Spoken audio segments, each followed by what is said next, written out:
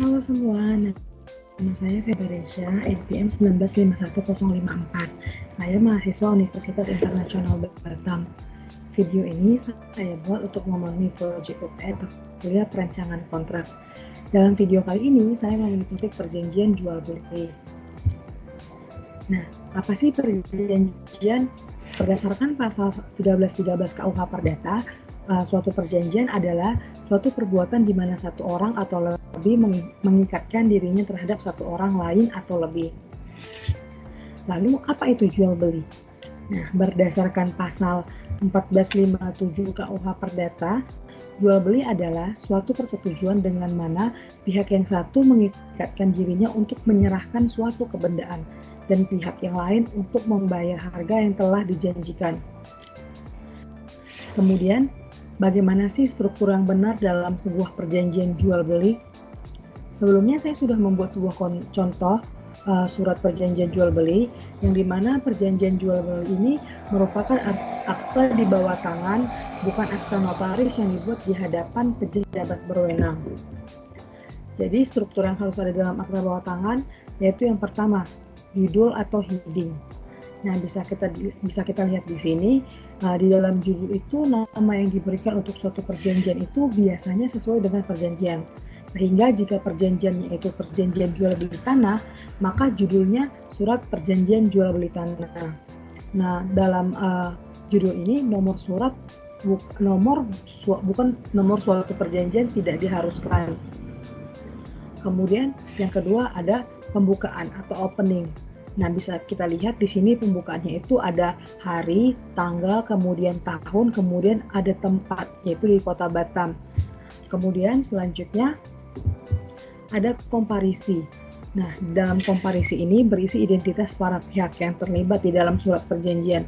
Bisa kita lihat di dalam contoh surat perjanjian yang saya buat ini ada komparisinya, yaitu Febrin Teresia sebagai pihak pertama atau penjual, kemudian Mawar Melati sebagai pihak kedua atau pembeli.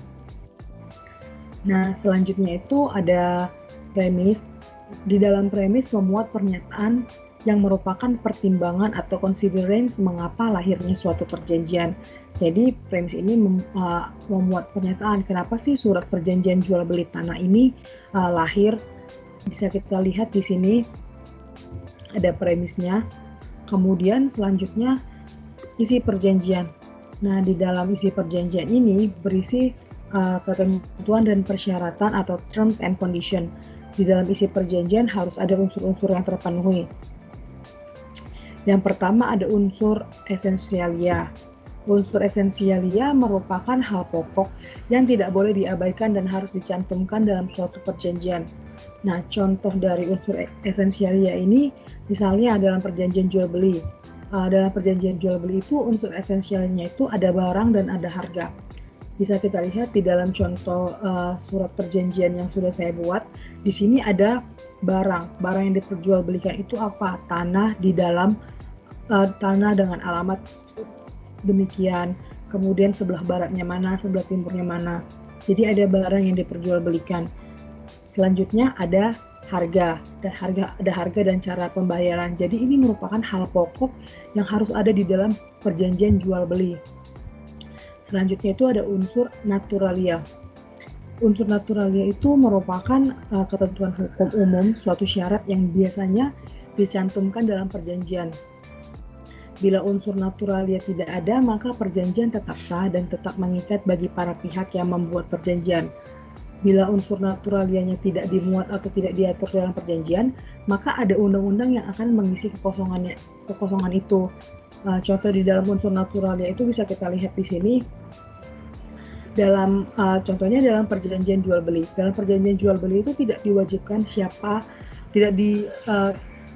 jika dalam perjanjian jual beli tidak wajib diatur siapa yang wajib membayar biaya balik nama, maka jika tidak diatur siapa yang wajib membayar biaya balik nama akan mengikuti ketentuan undang-undang yang berlaku, yaitu pasal 1466 KUH Perdata. Biaya-biaya akta jual beli dan biaya tambahan lain dipikul oleh si pembeli, kecuali jika telah diperjanjikan sebaliknya. Nah, jika di dalam surat perjanjian itu tidak ada diatur siapa nih yang membayar biaya balik nama, maka itu akan mengikuti ketentuan undang-undang. Kemudian yang ketiga ada unsur accidentalia. Unsur ini merupakan hal khusus yang dinyatakan dalam perjanjian dan disetujui oleh para pihak. Hal khusus tersebut tidak diatur di dalam perundang-undangan, jadi bila tidak ada atau tidak diatur berarti tidak mengikat para pihak. Misalnya dalam contoh surat perjanjian yang saya buat ini, pihak pertama berjanji serta mengikatkan diri untuk menyerahkan sertifikat tanah kepada pihak kedua selambat-lambatnya 1 minggu setelah pihak kedua melunasi seluruh pembayaran. Jadi kalau unsur accidentalia ini jika tidak ada atau tidak diatur berarti tidak mengikat bagi para pihaknya. Kemudian ada setelah bagian isi perjanjian ialah selanjutnya penutup. Nah, bisa kita dilihat di sini bagian penutup itu pada umumnya kata-katanya itu demikianlah surat perjanjian ini dibuat. Seperti itu bagian penutup.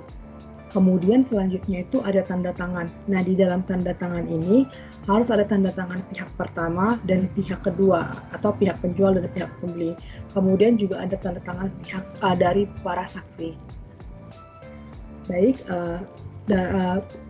berikut itu merupakan uraian mengenai struktur dalam surat perjanjian jual beli. Maaf bila saya ada kesalahan kata dan terima kasih sudah menonton video saya. Sampai jumpa.